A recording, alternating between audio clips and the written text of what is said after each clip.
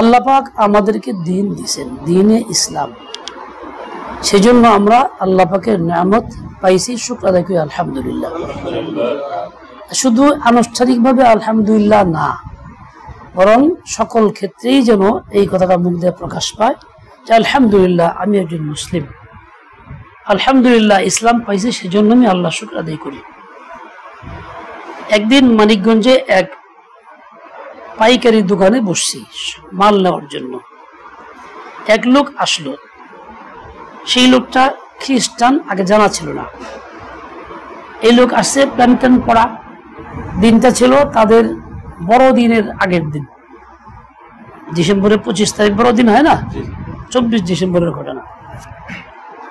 এই বসে আছে, ওই লোক এসেই বলতেছে আমি আল্লাহর শুকর আদায় করতেছি যিনি আমাকে ঈসা নবীর উম্মত বানাইছেন, প্রকাশ্যে জোরে জোরে বলতেছে, এবং আমাকে এই কিতাব দিছেন ইনজিল শরীফ। এই নিজের থেকেই এই কথাগুলি বলা শুরু করছে এমনিতেই। কাদেরকে বলতেছে? কেউ খ্রিস্টান না, উপস্থিত যারা সবাই মুসলমান, আমি একজন আছি, এই পোশাকেই আছি।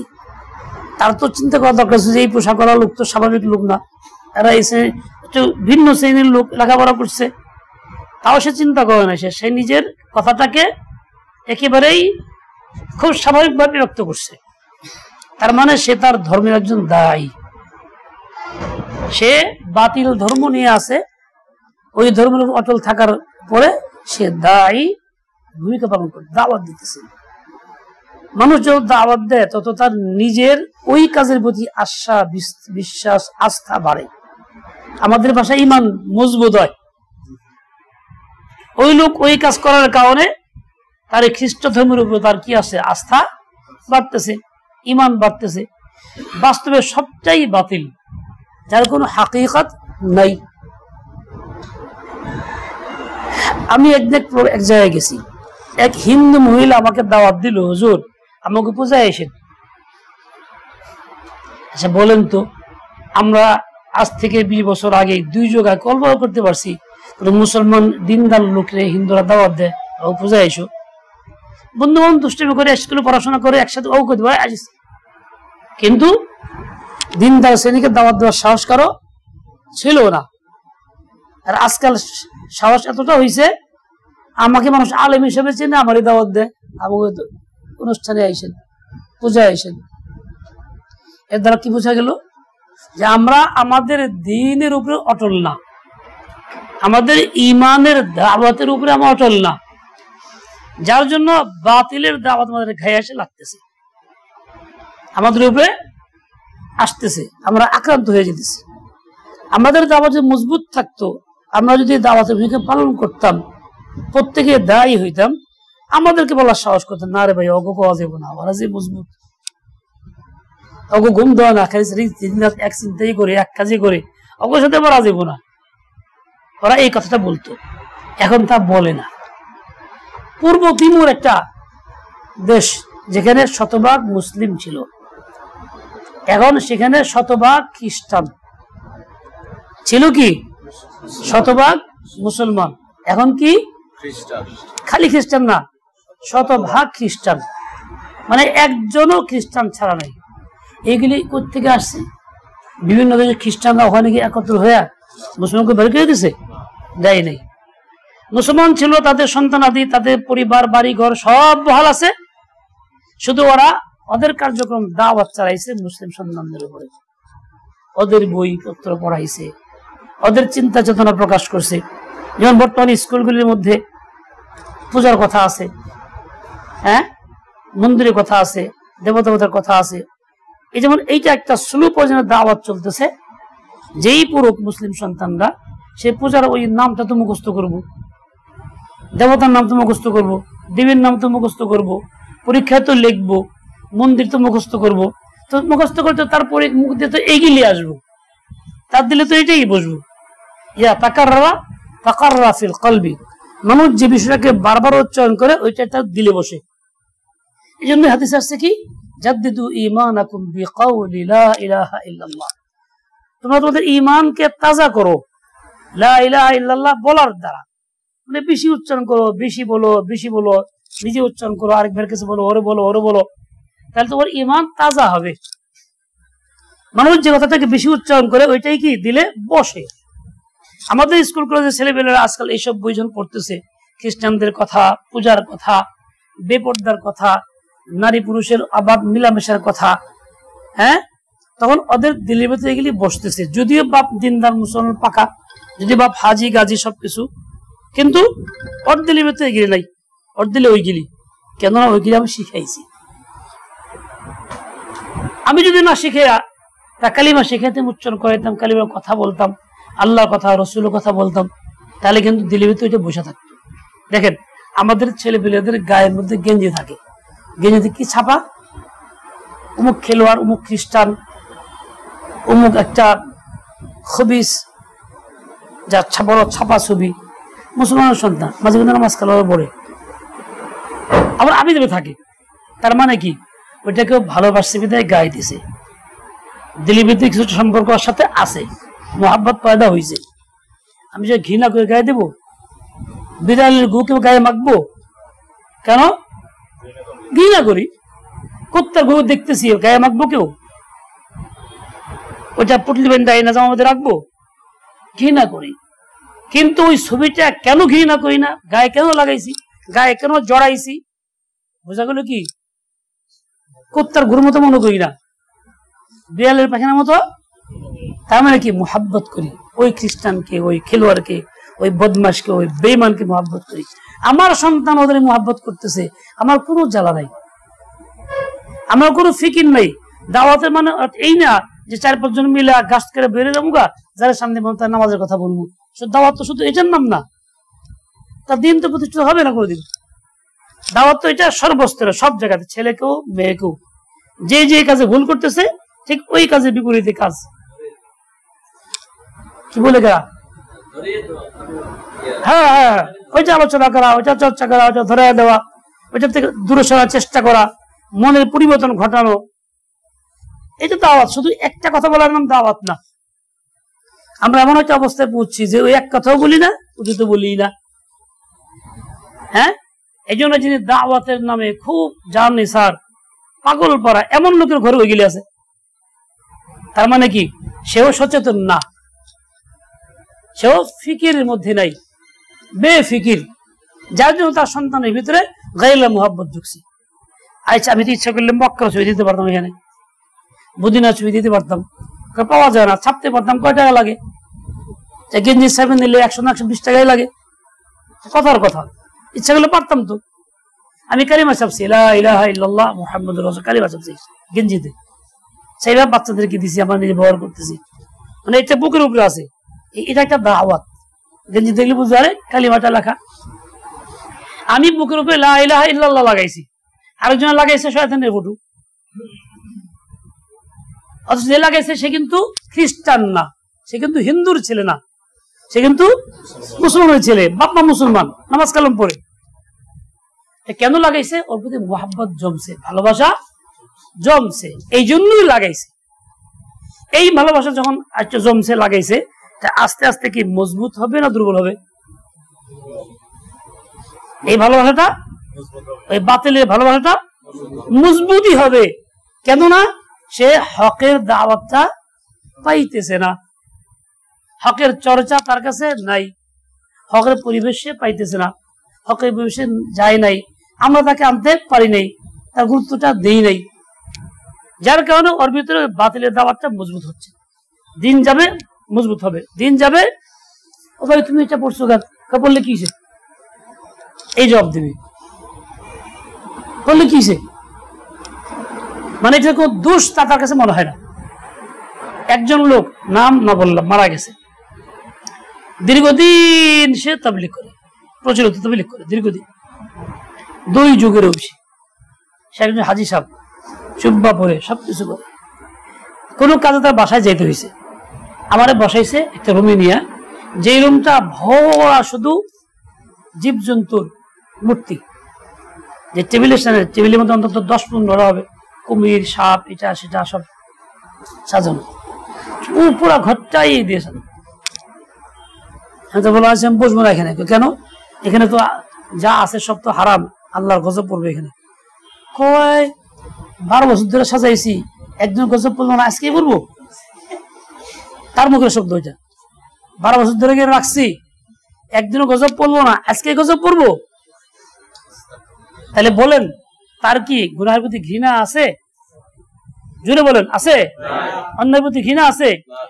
ইমানের কোন চেতনা আছে? নামাজ যদিও পড়ে, গাস্ট করে, তাবলীগের দাওয়াত দেয়, মেহনত করে, কিন্তু তার ভিতরে কি নাই? কালিমা নাই, ইমান ভিতরে নাই। এই জন্য এই কথা বললো। আপনারা কি বলতো? ও খুব ভুল করছি, জীবনে অন্যায় করছি, আল্লাহ আমার যে গজব ধ্বংস করে তো বেশি, জলদি বেরোন। উল্টা বলে না, সে কি বলছে? আজ কি পড়বো? এত বছর ধরে থাকতেছি, ওইদিন পড়লো না।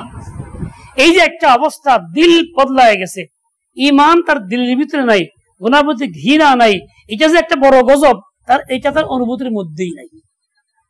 তার দিল যে বদলায় গেছে গা, তার দিল যে গুনাহকে গুনাহ মনে করে না, অন্যায়কে অন্যায় মনে করে না। এটাকে বলে মাসখুল কলবি, অন্তর বিকৃত হয়ে যাওয়া।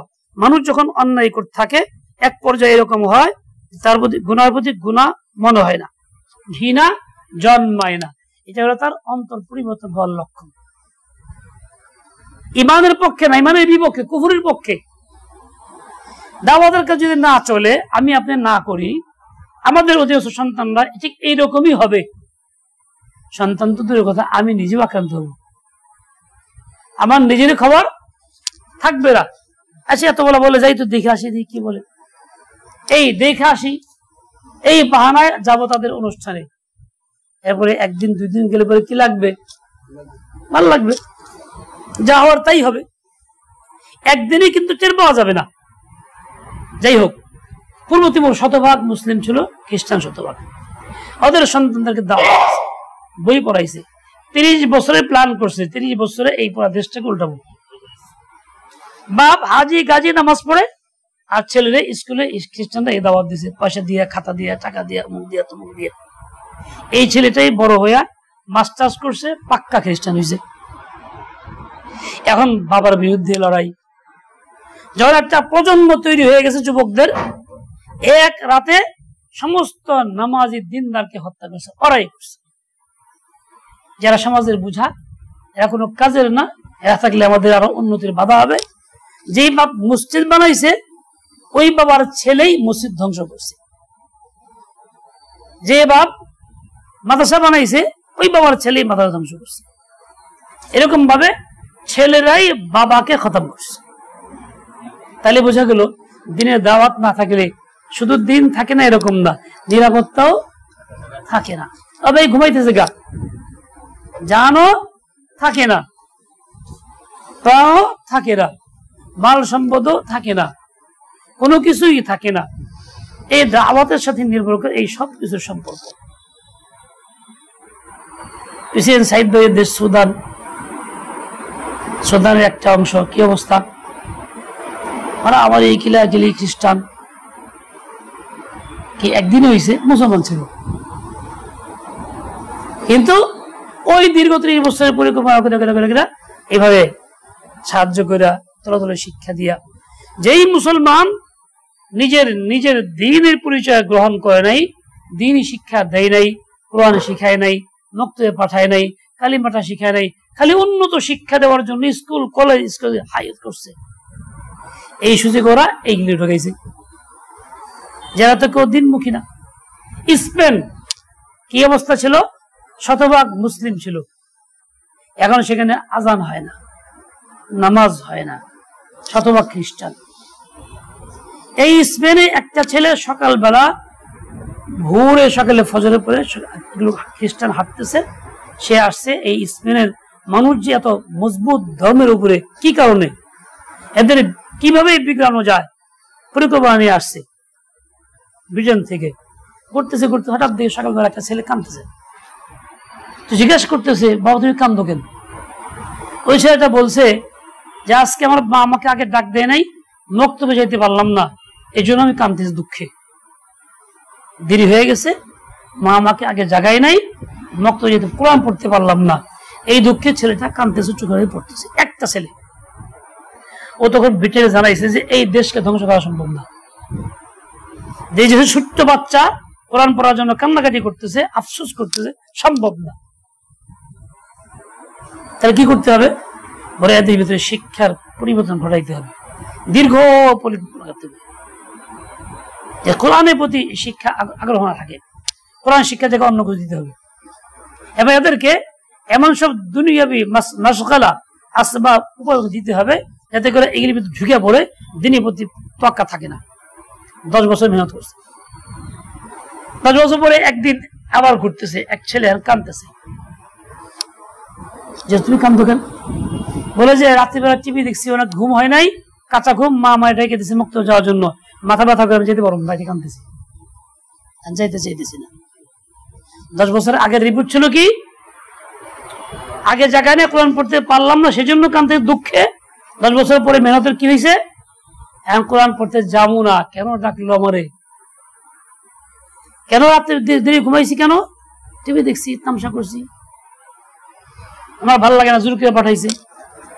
তখন সে ব্রিটেন খবর পাঠাইছে, হ্যাঁ এখন নিয়ন্ত্রণে এসে গেছে, এখন উল্টানো সম্ভব। এইভাবে দেশ উল্টাইছে। এখন সেই দেশ ওই দেশই আছে, মুসলমান নাই, নামাজ কালাম নাই, আল্লাহর নাম নাই, কোনো কিচ্ছু নাই, সবকিছু খতম। পর্যটক বা মুসাফির দেখজন দেখতে যায়, নামাজ পড়ার জায়গা পায় না, কেউ পড়লে চতুর্দিন ঘেরাও করে খারাপ যাব কি।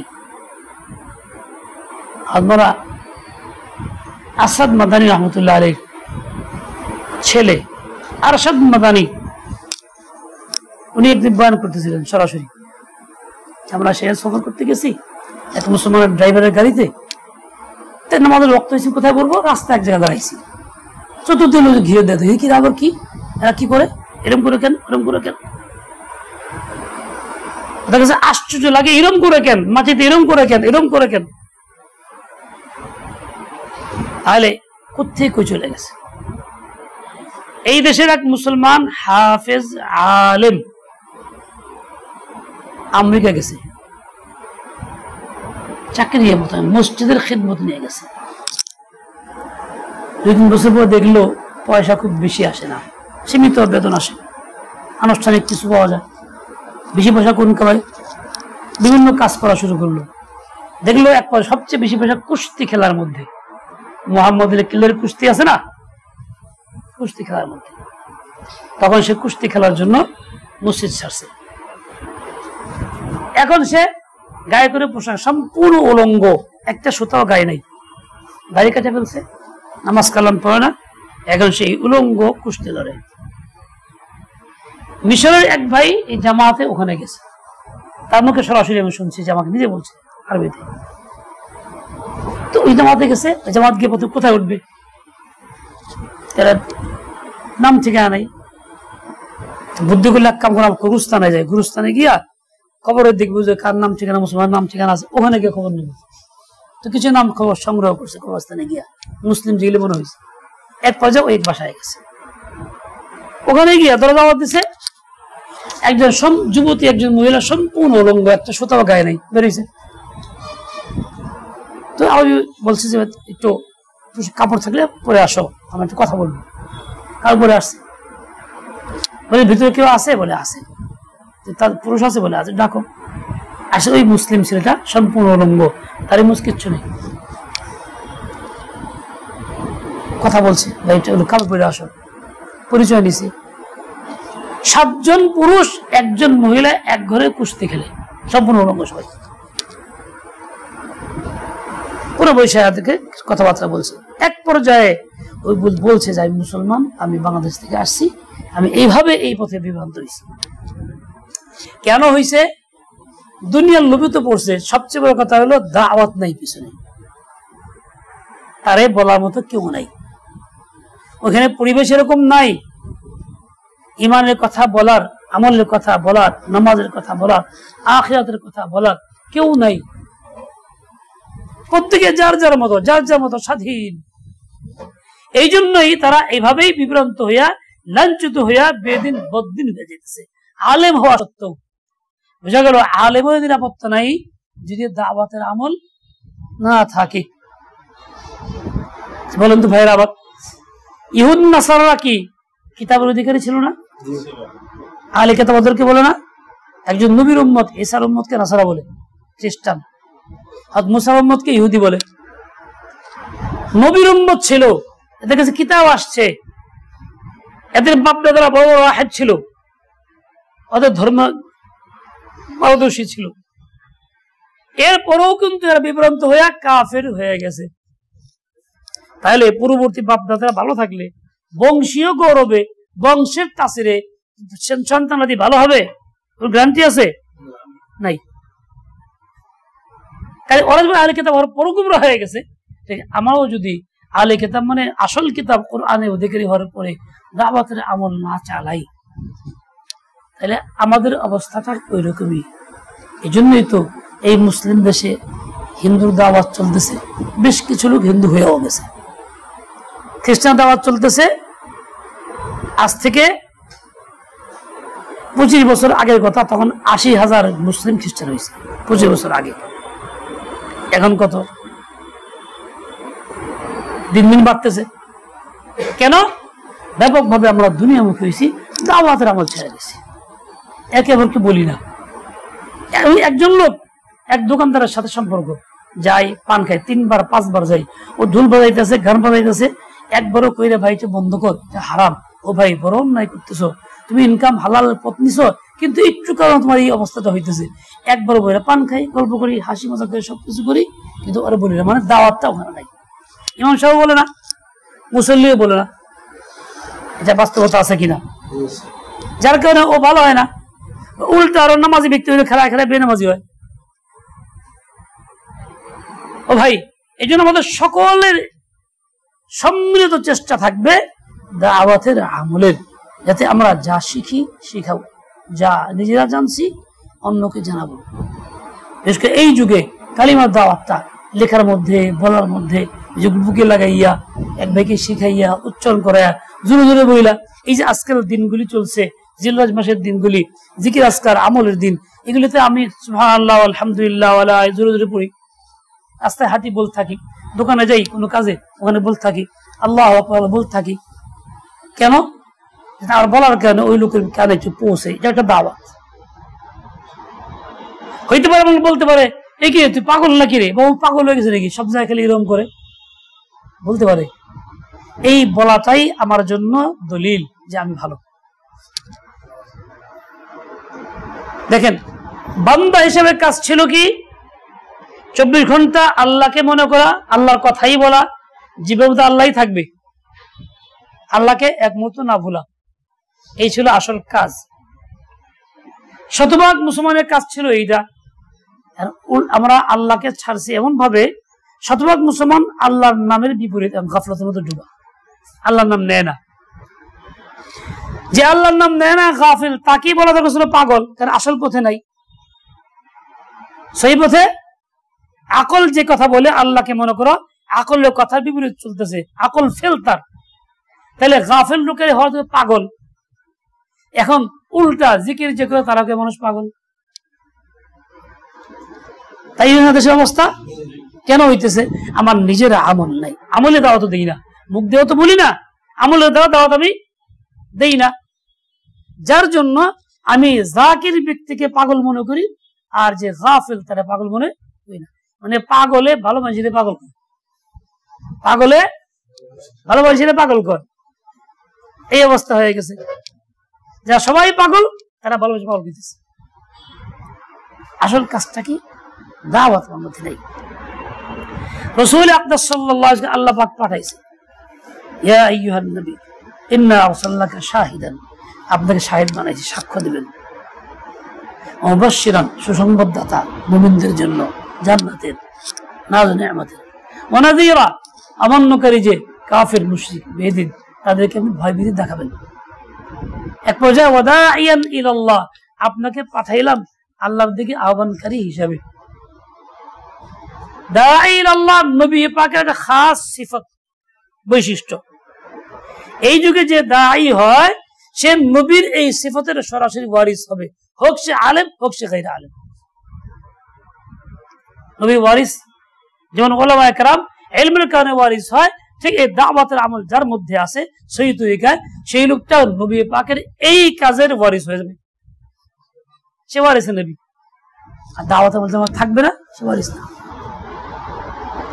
ওয়াদাইয়ান ইলাল্লাহি বিইذনিহি ওয়া সিরাজাম মুনীরা, দাওয়াতের কাজ করলে হইতে পারে একটু ব্যতিক্রম কিছু একটা ঘটবে।